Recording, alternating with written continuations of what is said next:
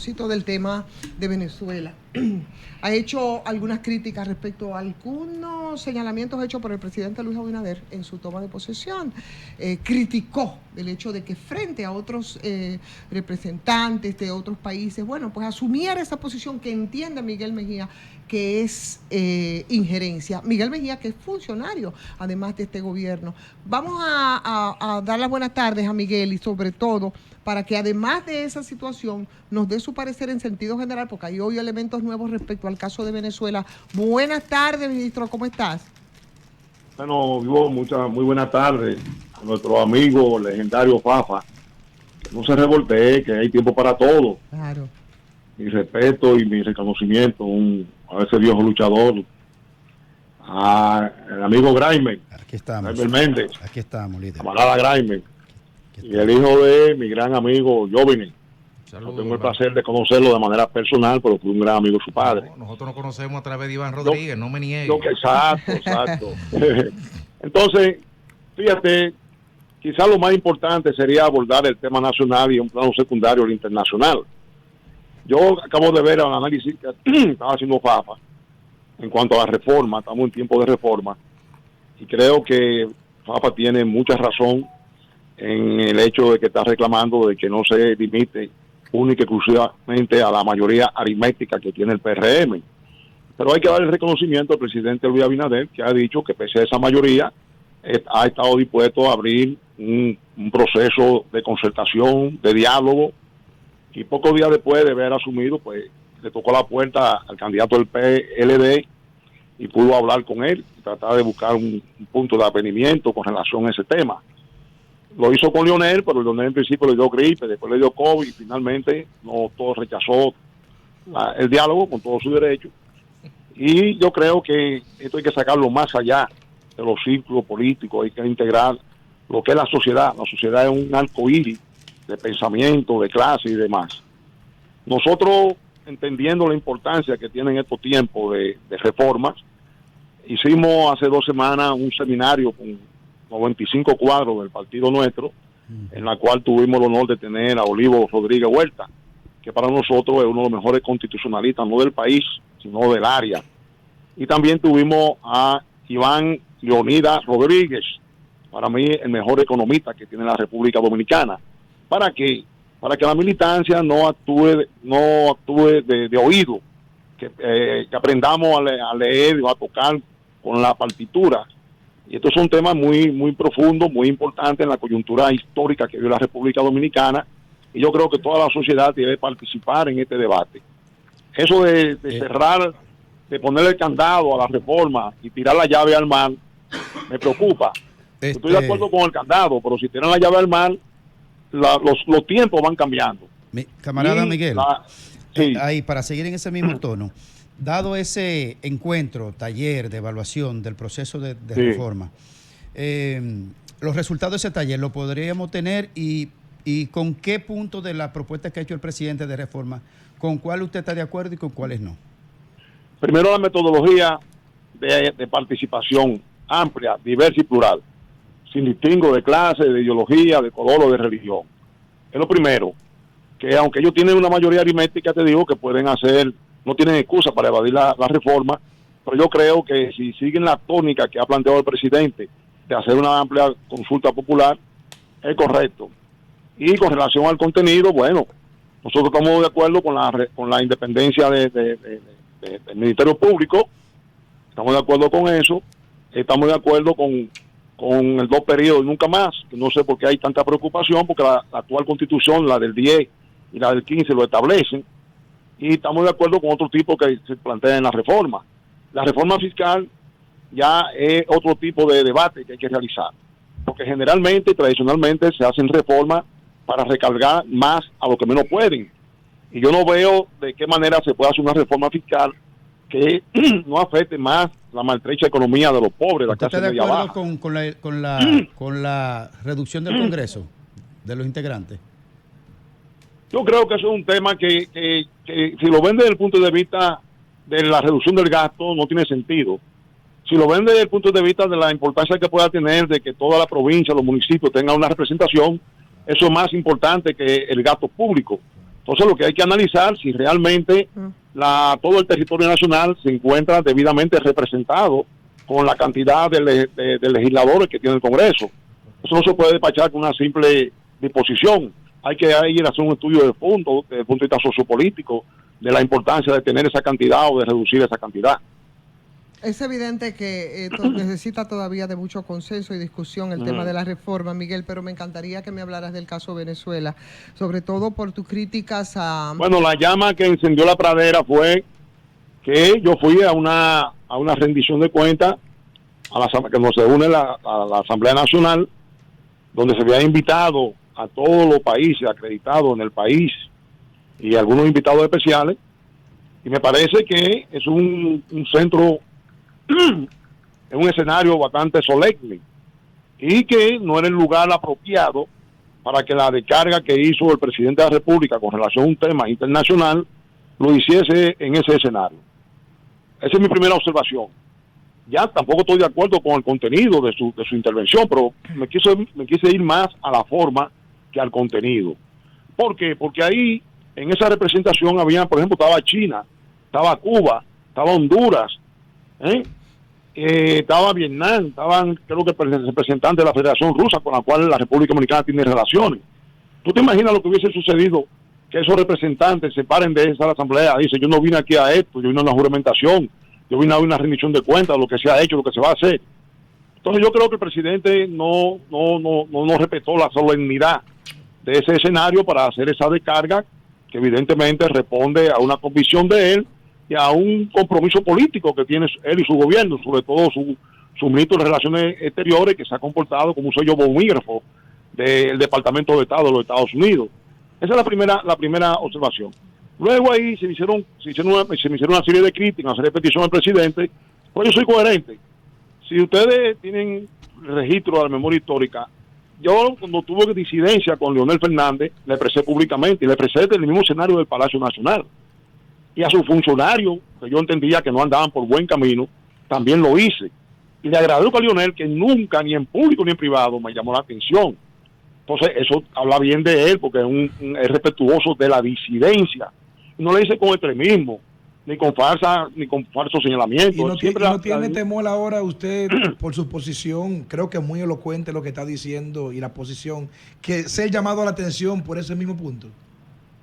Bueno, pero entonces un presidente que se dice ser demócrata, que se dice que quede en la diversidad, por el hecho de que uno disiente de él, que tenga un matiz, porque esa cosa y me llama la atención, no tengo nada de eso. Para mí, mis posiciones políticas, ideológicas, éticas y moral no están en el mercado, no se negocian. Y no hay ningún posición. Fíjate que yo no hice la declaración, como yo llegué al Teatro Nacional, me abordaron los periodistas y yo no quise hablar. Cuando salí me abordaron los periodistas y no quise hablar. Mi declaración lo hice en otro escenario, en el escenario de mi partido. Entonces yo no tengo por qué temer a eso. Bien. ¿Entiendes? Pero el presidente queda a discreción del presidente tomar la medida que él considere. Y a propósito de esa independencia ideológica, nos gustaría muchísimo hoy. ¿Se nos cayó la llamada? Se fue la llamada. ¿La tenemos ahí? Bueno. Se nos cayó la llamada, qué pena, porque yo quería que él nos dijera cuál es su posición respecto al caso en sentido general, aunque suponemos un poco por dónde anda. Pero a propósito, por supuesto, de la información última que tenemos respecto al caso de Venezuela, que es la decisión del Tribunal Supremo de Venezuela confirmando la victoria del presidente Maduro, por un lado, y por el otro, dejándolo ahí un poco como... Vamos arriba, Ivonne. Bueno, perfecto. Disculpa, se cayó la llamada. Se cayó la llamadita, sí.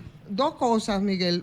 Tu posición respecto a todo este proceso en sentido general de Venezuela, que hoy precisamente culmina con el Tribunal Supremo de Venezuela confirmando la victoria del presidente Maduro por un lado, y lo que inmediatamente dijo Estados Unidos respecto a este caso. Se nos cayó de nuevo, la tenemos ahí, se nos cayó de nuevo, Derek, donde ellos dicen que van a sancionar a los jueces del Tribunal Supremo de Venezuela por esa decisión. ¿Quién? Eso han dicho. El policía. Eso dijo Estados Unidos. El policía, el gendarme del mundo ha dicho eso, que lo va a sancionar. Y es un acto de injerencismo sin precedentes, pero queríamos ver qué nos decía el ministro Miguel Mejía. El Consejo Electoral, ¿ya publicó las actas? No, claro que ¿Todavía? Bueno, Es el único que gana y no presenta el resultado. Lo tenemos, Derek. Y ya falló el tribunal y no ha enseñado las actas todavía. Vamos a ver, espérense un momento, vamos a ver si lo tenemos. Si podemos conectar, si no, bueno, qué pena. Ya para terminar con eso.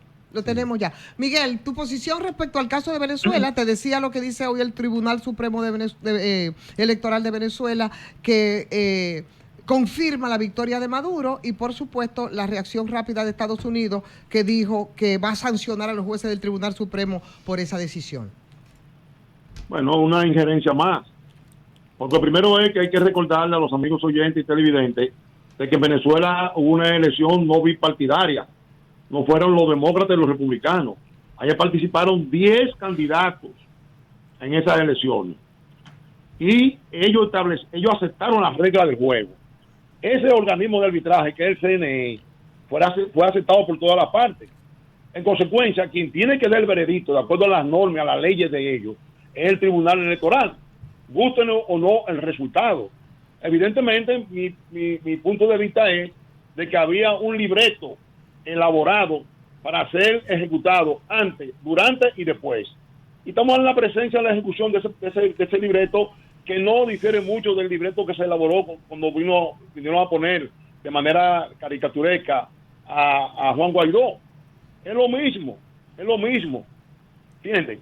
Entonces, hay un plan. Miguel, ¿y a qué se debe? ¿Tú entiendes que no hubo fraude, que realmente ganó Maduro, diferente a lo que dicen todo el grupo de países que se han pronunciado en ese sentido, Miguel? Yo creo que Maduro ganó las elecciones. Fíjate que aún ganando las elecciones, cuando tú revisas las estadísticas, el chavismo viene en caída libre, como se dice popularmente. Viene reduciendo su margen de respaldo popular. Miguel, ¿y a qué se debe que no hay una presentación de acta a casi un mes de culminadas las elecciones? Bueno, pues las actas lo está revisando el CNE, y el CNE en el día de hoy acaba de dar su resultado luego que ha hecho su revisión. Pero el CNE, no el CNE es partidario de Maduro, igual que la presidenta del tribunal también, activista político inclusive. ¿Quién? Bueno, en este caso la presidenta del tribunal que hoy se pronunció es una activista del partido de Maduro en Venezuela. Bueno, pero yo te voy a decir, vamos a suponer, no tengo ese dato, pero yo te voy a suponer, si de antemano se sabía que... Sí, que el CNE de Maduro y también la presidenta ambos son partidarios. Dice él. Está bien, si ellos tenían esa opinión, si yo voy a jugar un partido de béisbol o de fútbol, de lo que sea, y yo sé que la ampalla está en mi contra, yo no voy a jugar, porque sé que de antemano estoy perdido. Ahí estamos de acuerdo. Le justificación al juego, al ellos participar, lo que fueron a legitimar eso. ¿Entiendes? ¿Por qué cuando Trump declaró que le habían hecho fraude a Estados Unidos, por qué no se expresaron en esos países? ¿Por qué Luis Abinader no se expresó cuando Trump alegó fraude? ¿Por qué Luis Abinader no se expresó cuando dieron el golpe de Estado al presidente Pedro Castillo en Perú? ¿Por qué? Yo lo que le he recomendado al presidente Abinader, público y en privado, es no te ponga la boina roja de Chávez, no te la ponga, pero tampoco te ponga la bota de los golpistas. Presérvate como político, preserva al país y podrá hacer un aporte a la estabilidad, a la paz, porque República Dominicana es un país que vive en paz y tiene la autoridad para fomentar la paz en el mundo. Ministro. Pero se ha dejado manipular por un canciller que tiene un compromiso con el Departamento de Estado y hace cosas a veces sin su conocimiento, sin su sentimiento, le hacen un cerco y lo llevan a adoptar posiciones injerencistas como lo que ha adoptado lastimosamente en esta coyuntura. Ministro, entonces en esa lógica, 64 años atrás, un día como ayer, 64 años atrás, la Asamblea de Estado Americano puso las sanciones a Trujillo por consecuencia directa del injerencismo de Rómulo Betancourt para con el gobierno de Trujillo. Entonces ese injerencismo del gobierno de Rómulo Betancourt y ese injerencismo del gobierno de José Figueres y ese injerencismo a la soberanía por parte del gobernador de Puerto Rico, caramba, hicieron que Trujillo cayera en esa lógica. No debemos aplaudir entonces lo que hizo el injerencismo cubano con toda la gloria apoyando a la invasión de Constanza, Maimón y Estero Hondo, ¿o sí? Son cosas distintas. ¿Y por qué? Porque eso es una lucha entre dictadores que se disputaban. Pero la discusión de fondo es esa, ministro. A ver, entre los cuales habemos personas que creemos que es una dictadura. Es una lucha entre dictadores que se disputaban el control de la región. Rómulo no era un dictador. Y se saboteaban y conspiraban entre ellos Pero mismos. Rómulo Figueres no era un dictador. Son cosas distintas. La lucha de esos dictadores con la situación de hoy es muy diferente. Bueno. Además, se está dando un proceso de participación democrático y popular, que es un proceso electoral, no es un proceso que se han tomado medidas de fuerza. No sé si se está oyendo. No, se está oyendo. Te escuchamos. Yo lo que digo es, camarada, que bien. el único que yo recuerde en las últimas décadas, el único actor de un proceso electoral que gana y no presenta las actas con las que ganó es Nicolás Maduro. Entonces yo en esa parte yo no pero la SATA la está revisando y está dando su resultado al organismo que le compete. En este caso, el Tribunal Electoral. Bueno. Más nada. Si aquí la Junta Central Electoral juega su papel, ningún partido, por interés que tenga, puede adelantarse y puede suplantarla. ¿Entiendes? No es así. Bueno. No es así. Pues muchísimas gracias a Miguel Mejía. Sabemos que ibas a ir. Gracias a ustedes. Yo quiero decirle, Ivonne, brevemente, mire, se me quiso crucificar porque tuve esa disidencia con el presidente Abinader. Bien. Pero yo vi el domingo ahí todo no arengando la guarimba con su ropaje de ministro de Industria y Comercio y MIPYME, incitando la guarimba. Y yo le aconsejo al presidente Abinader, esa misión, esa embajada, esa parte física que está aquí, el territorio venezolano, la embajada, el consulado, lo están embadurnando y el gobierno tiene que tener la responsabilidad de proteger esas instalaciones de acuerdo a los acuerdos internacionales. Sí, definitivamente, porque esto es coyuntural, esto es transitorio. De igual manera, el gobierno venezolano tiene que proteger la pertenencia de República Dominicana allá en Caracas. Si aquí no dan garantía de eso, que no esperen que allá van a garantía de eso. Y otra cosa, aquí hay un conjunto de empresarios que vinieron a hacer inversiones aquí, y qué bueno, se les dio hospitalidad, generaron empleo, pagan impuestos, pero por favor, no conviertan el país en un vertedero. Déjense estar financiando la guarimba. Ya se sabe quiénes son. Sabemos su nombre, sabemos su empresa. Que se sigan invirtiendo, que sigan generando empleo y que sigan pagando impuestos, pero que no se metan en problemas políticos, que no comprometan la soberanía del pueblo dominicano. Bueno, gracias, Ivonne. Bueno, muchísimas gracias a Miguel Mejía. Gracias por aceptar conversar con nosotros, Derek.